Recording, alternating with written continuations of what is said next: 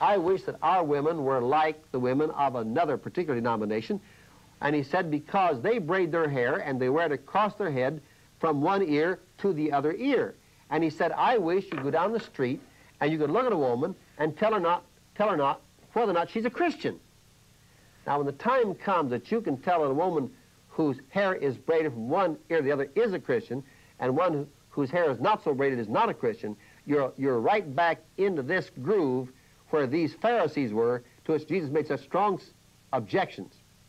They challenged Jesus for not washing he and his disciples not washing their hands correctly. And Jesus is about to answer in verse 3 of Matthew 15. Will you read? He answered them, "And why do you transgress the commandment of God for the sake of your tradition? For God commanded, honor your father and your mother, and he who speaks evil of father or mother, let him surely die.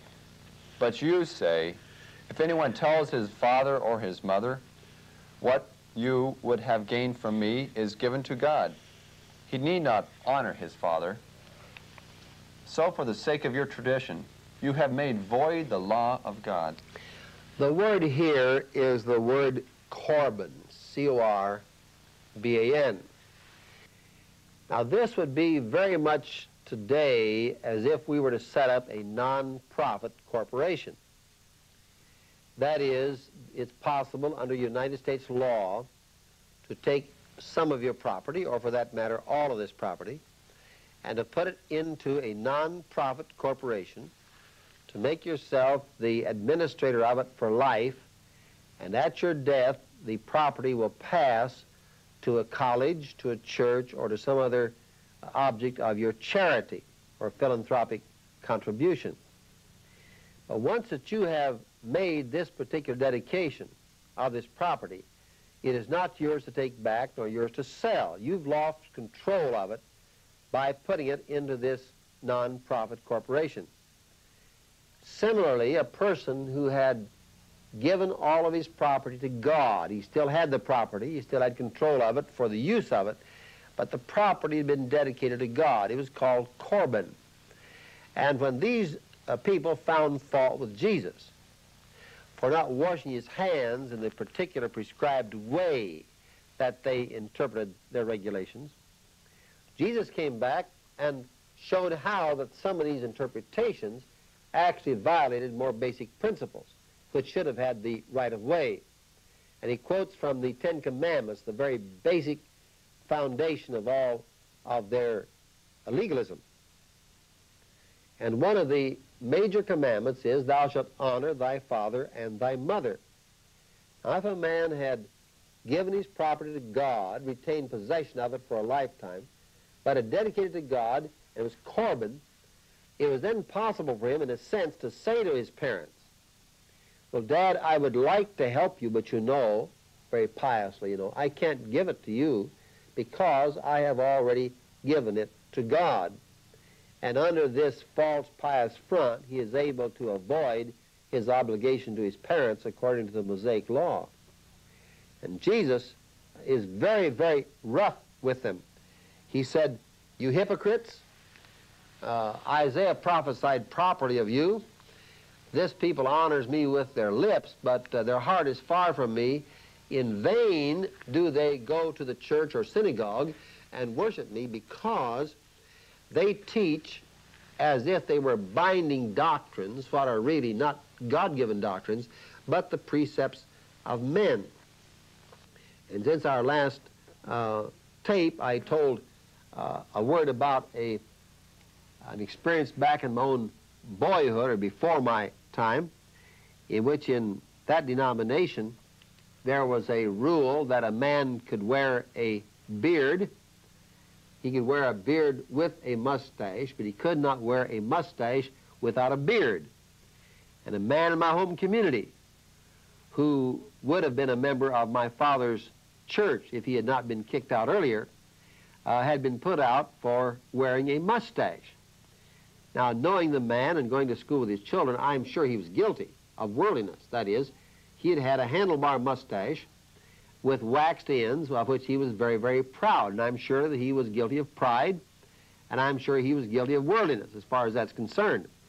But to judge a man on wearing a mustache when he could have worn a beard and a mustache, and then it would have been legal, is hair-splitting, which makes mockery of anything like really conservative Christian living.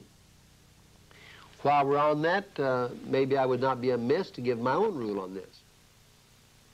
There is a verse in the Scriptures later in which Peter tells us, let your adorning, speaking at the moment to women, there'd be no difference for men, but let your adorning not be the outward man, not be gold, silver, not the matter of braiding the hair and weaving gold strands into the hair, or the wearing of costly clothing, but let your adorning be the hidden man of the heart in a meek and quiet spirit.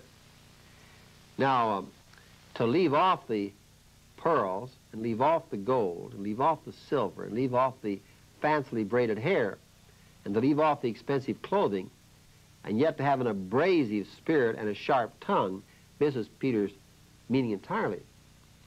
That person has neither kind of beauty. Peter is saying that the real beauty of the Christian is an inward beauty, and if you have that, you really don't need the other because you're already beautiful. God does not want us to be ugly. But God is really saying to you that true beauty cannot be hung on the outside. You can't buy beauty at the beauty store, beauty counter. You can't buy it at the clothes rack. You can't buy it at the jewelry counter. Real beauty is from within. Just a simple, basic proposition which we observe even in people that are not even Christian.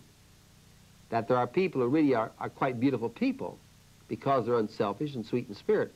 And other folks who are beautiful to look at, but the minute they open their mouths, they ruin the whole picture.